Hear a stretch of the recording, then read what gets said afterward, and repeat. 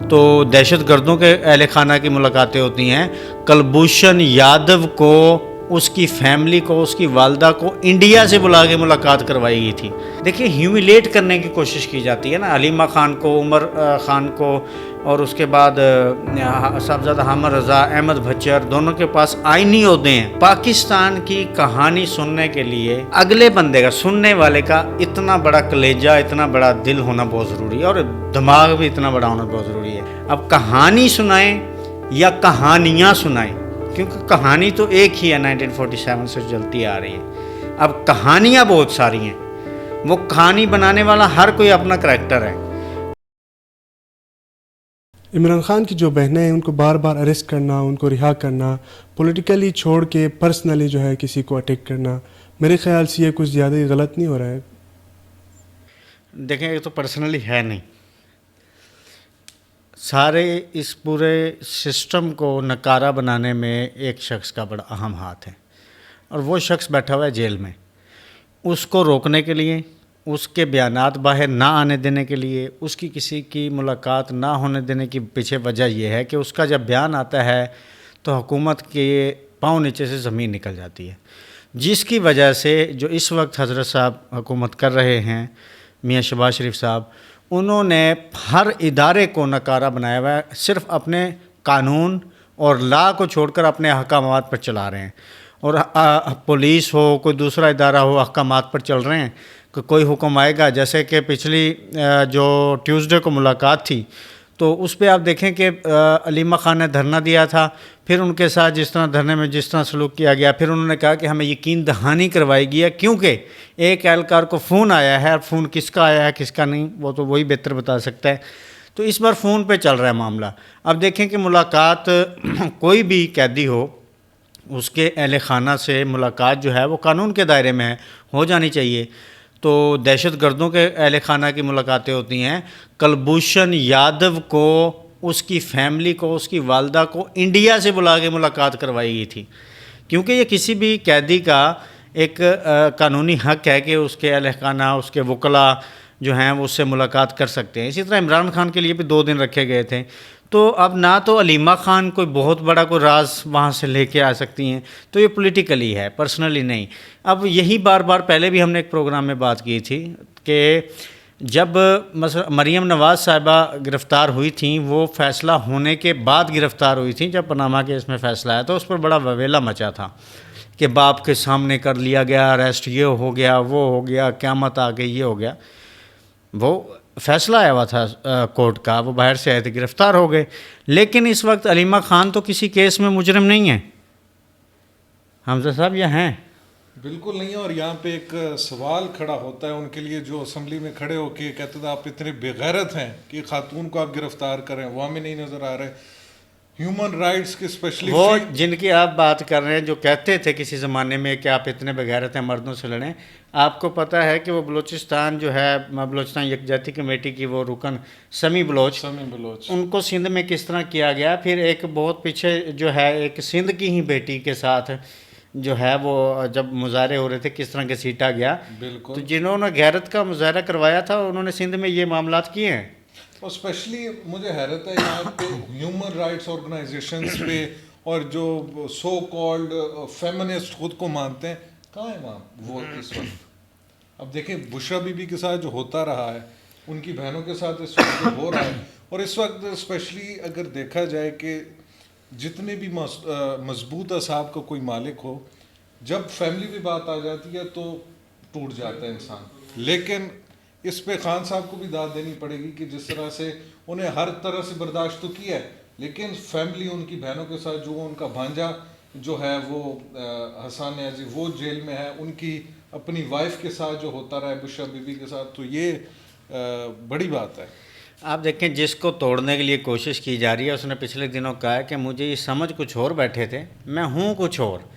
تو ابھی بھی انہیں اگر سمجھ نہیں آئی، انہی کے بڑے حامی صحافی ہیں حفیظ اللہ خان نیازی صاحب، بڑے ان کے لاڈلے ہیں، بڑے ان کے کلوز ہیں. وہ کہتے ہیں بھائی وہ نہیں ٹوٹے گا، آپ اس کو نہیں جانتے، وہ کیا بڑا کا نام ہے، وہ نہیں ٹوٹے گا، وہ واقعی نہیں ٹوٹے گا بھائی.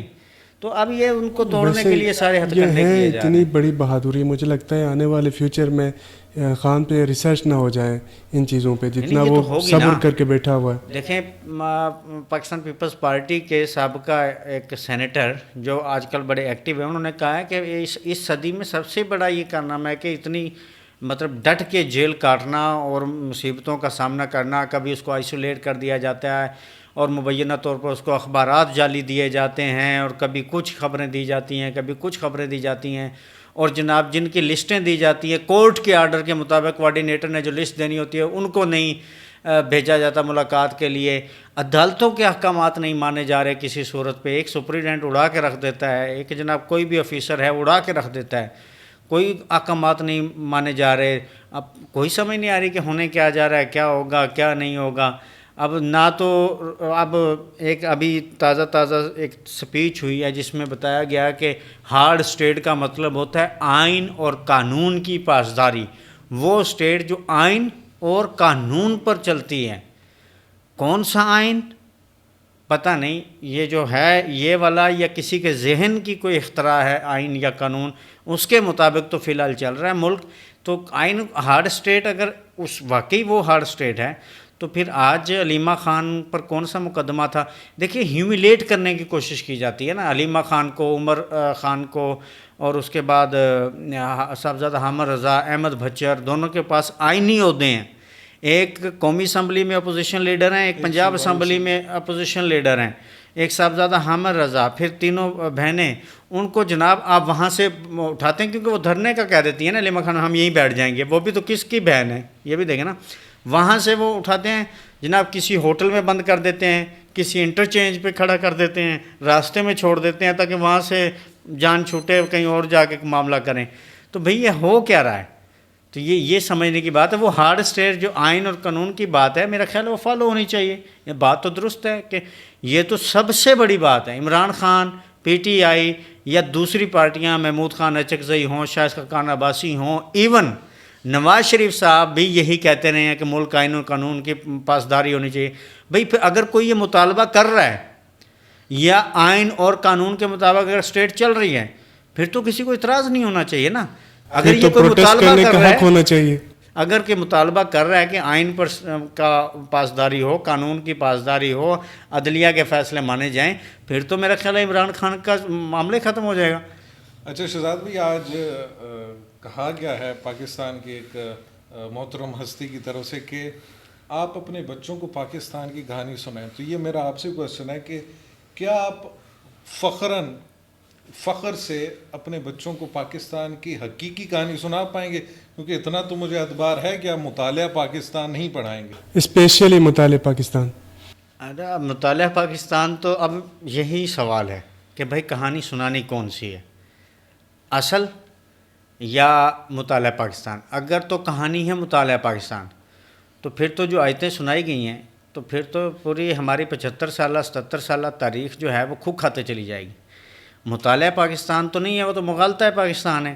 اور جس طرح کے تاریخ میں پاکستان پہ جھوٹ اور بلنڈر مارے گئے ہیں، میں وہ سناؤں؟ اسٹیٹ کا نیریٹو مجھے سنانا ہے یا تاریخ کا نیریٹو جو ہے ہسٹری ہے وہ مجھے سنانی ہے؟ اگر میں کہانی میرا خیال سناؤں، پاکستان کی کہانی سننے کے لیے اگلے بندے کا، سننے والے کا اتنا بڑا کلیجہ، اتنا بڑا دل ہونا بہت ضروری ہے، اور دماغ بھی اتنا بڑا ہونا بہت ضروری ہے. کیونکہ ہمارے ہاں تو جو چیز بتائی جاتی ہے بیسیکلی وہ ہوتی نہیں ہے. وہ اس کا کچھ، وہ آپ نے دیکھا ہوگا کہ پرانے زمانے کا ایک کیمرہ ہوتا تھا، جب اس کی تصویر لیتے تھے نا، تصویر جب دھلاتے تھے، دھلتی تھی تصویر تو ٹھیک آتی تھی، پھر اس کا ایک نیگیٹو بنتا تھا. اگر جس کی تصویر ہوتی تھی وہ اگر اپنا نیگیٹو بھی دیکھ لیتا تھا نا تو اس کا بڑا ایسا لگتا تھا یار یہ میں ہی ہوں، یہ تو میں نہیں، یہ تو بھوت ہے کوئی. لیکن اصل تو وہی ہوتی تھی، اسی سے وہ دھل کے آتی تصویر. جب پاکستان کی کہانی یوں کر کے اس نیگیٹو میں دیکھیں گے تو وہ بھوت نظر آئے گا. تو وہ بھوت سنانا ہے تو کوئی قابل فخر. میں دیکھیں ہمیں پاکستان سے پیار ہے، پاکستان سے جنرلی ہمیں پیار ہے. پاکستان میں جب پاکستان کا باہر نام بدنام ہوتا ہے ہمیں تکلیف ہوتی ہے. پاکستان میں رول آف لا کا جب بول بالا نہیں ہوتا ہمیں تکلیف ہوتی ہے. پاکستان پر جب دھاندلی زیادہ لوگ بیٹھتے ہیں ہمیں تکلیف ہوتی ہے. پاکستان پر جب جبر ہوتا ہے ہمیں تکلیف ہوتی ہے. پاکستان کو گالی دیتا ہے ہمیں تکلیف ہوتی ہے. پاکستان کی کوئی توہین کرتا ہے ہمیں تکلیف ہوتی ہے. کون کرتا ہے اب یہ بتائیں یا نہ بتائیں بچوں کو اپنے آنے والے. اب کہانی سنائیں یا کہانیاں سنائیں.